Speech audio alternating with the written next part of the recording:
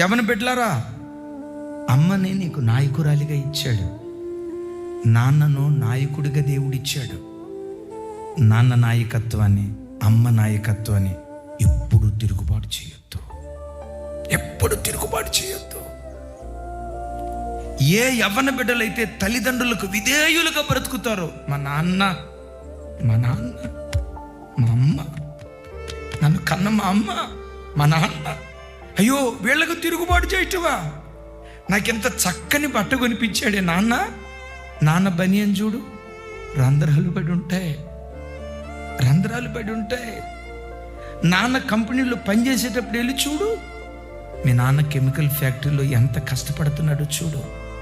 ఆ కెమికల్ గాలి పీల్చుకొని ఊపిరితిత్తులు పాడైపోయినా, నా కూతుర్ని కార్పొరేట్ స్కూల్లో, నా కూతుర్ని కార్పొరేట్ కాలేజీలో, నా కొడుకుని కార్పొరేట్